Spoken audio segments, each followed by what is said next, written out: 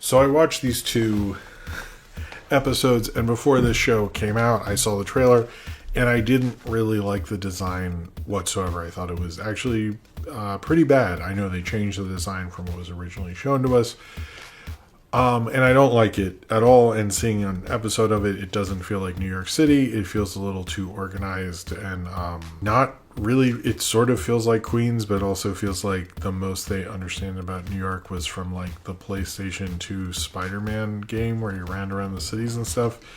Which, if they had a real perspective with the design of what they were doing, would have been cool. But it just sort of looked like that weird like computer eyes like thing. I really didn't like that.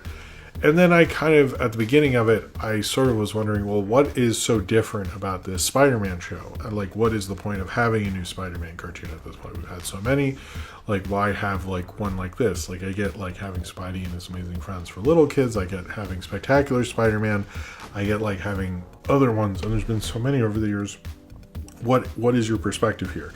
I don't think these two episodes answered that, although it feels like they did sort of at the end. And we won't really understand that. This also felt like it was recapturing moments from other Spider-Man movies, not comics. I would say one thing would be where the spider comes from, which is like this random thing at the beginning. And then the other thing would be like when Norman Osborn shows up, felt right out of, I guess it's out of Civil War actually. And it just like kind of like was like, do you have a point by referencing these things, or are you just like lazy? Which the show never really answered, to be honest with you. I didn't, and there was some like really extremely unnatural dialogue, like at the opening where Peter is in the car with Aunt May and he's like, really proud of you. You've done so much after Uncle Ben died. And he's like saying all this stuff. And I'm just like sitting there like, what the fuck is it? Like, it just sounds so unnatural in some places. Like, in some places they'll nail the teen stuff, but other places it feels like we have to get this exposition out, so we're just gonna have him say it, and it feels so clunky.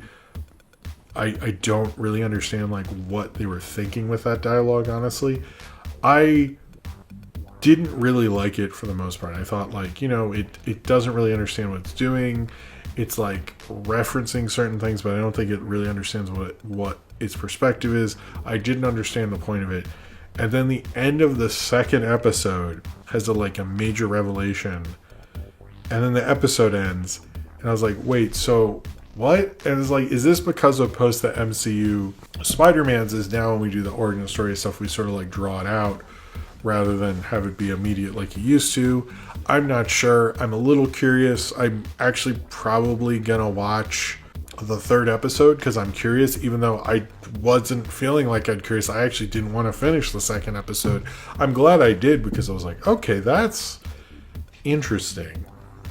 But I didn't feel that way about the rest of it. I felt like, wait, you're taking this from that? Like, it's like, I get that Spider-Man and Batman are these two characters who their parent companies feel like they always have to have content coming out, and they're not thinking about this perspective or what would be different about it or anything like that.